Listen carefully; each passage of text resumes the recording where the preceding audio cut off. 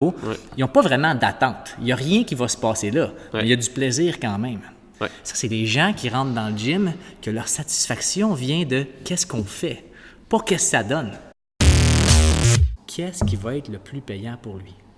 Puis là, dépendant d'où il part aussi dans son Fait expérience que en tu peux entraînement. pas arriver et dire toi, tu es l'athlète, tu dois adhérer au plan.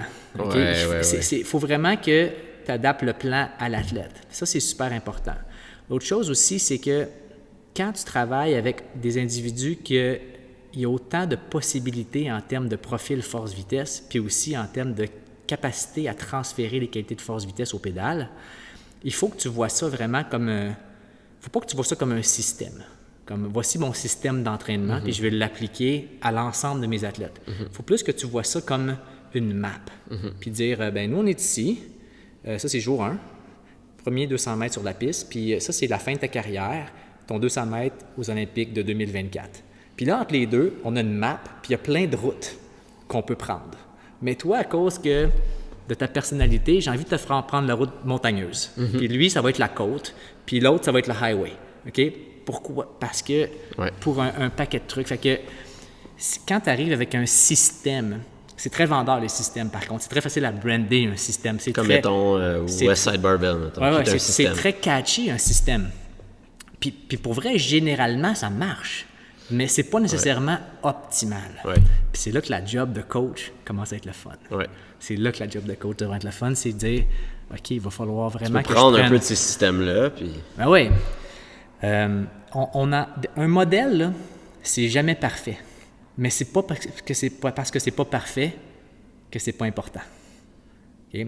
Prenons la charte de prix Lopin, par exemple. Tu sais, si tu veux commencer à prescrire des pourcentages à des gens, là, tu dis, mais il est supposé être capable de faire 5 reps à 85 %. Finalement, ça marche. C'est un modèle. C'est pas grave. Ça t'aide pour 90 % de tes clients. Même si ça marche pas pour 10, adapte-toi. Tu sais. Puis les intervalles de Guy Thibault, c'est un outil exceptionnel. Il y en a peut-être des intervalles, celle-là, je trouve elle est moins dure que elle, je trouve que c'est pas équivalent, ou celle-là est supposée être plus taxante, puis elle l'est pas. Non, mais c'est un modèle. Tu comprends? Pars avec ça. Ça l'aide énormément. Ça te donne un paquet de structures d'entraînement par intervalle super le fun que tu peux faire. Puis là, maintenant, fine-tune un petit peu pour l'adapter à ta clientèle. Moi, je trouvais que pour la course, surtout, là, c'était intéressant de varier, mettons, d'une semaine à une autre. Peut-être même le même type d'entraînement, mais d'une semaine, c'était plus par des vitesses puis des distances. Puis d'autres semaines, par juste des temps puis des intensités. Mais dans le fond, ça revenait au même. C'est juste que la personne elle se compare moins avec elle-même, avec sa semaine précédente, puis veut pas, fait que ça progresse. Absolument. Puis tu regardes les résultats. Ça dépend du type d'athlète. C'est ça. Il y a des fois quand je donne des formations, puis justement, les gens qui écoutent, ils soulèvent les points d'athlètes en particulier qui ont une certaine personnalité, qui répondent pas bien à ça et tout ça. Puis on peut prendre ça comme ça puis dire qu'il y a des athlètes, des sportifs, qu'on pourrait dire que c'est des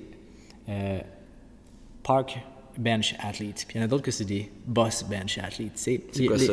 Les athlètes. Qu'est-ce que tu fais sur un banc d'autobus? Quand tu es assis sur le banc d'autobus, qu'est-ce que tu fais?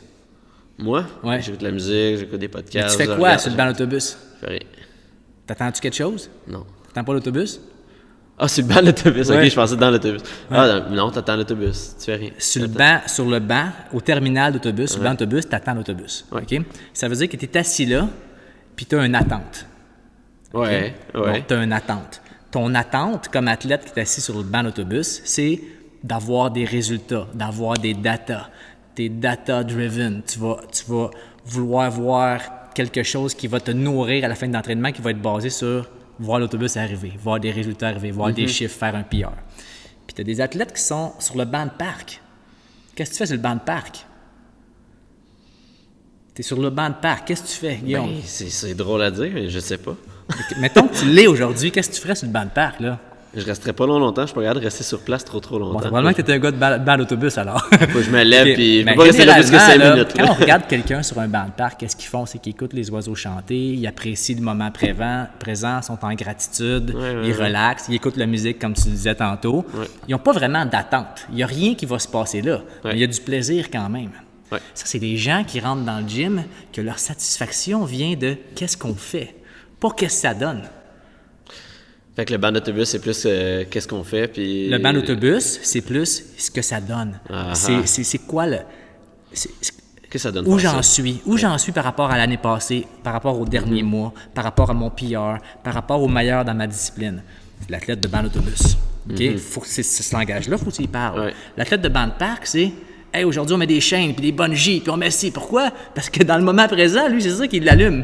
Mais tu seras pas capable de dire c'est quoi son max. Peut-être tellement de trucs attachés après sa barre. Je fais de la boxe aujourd'hui, moi.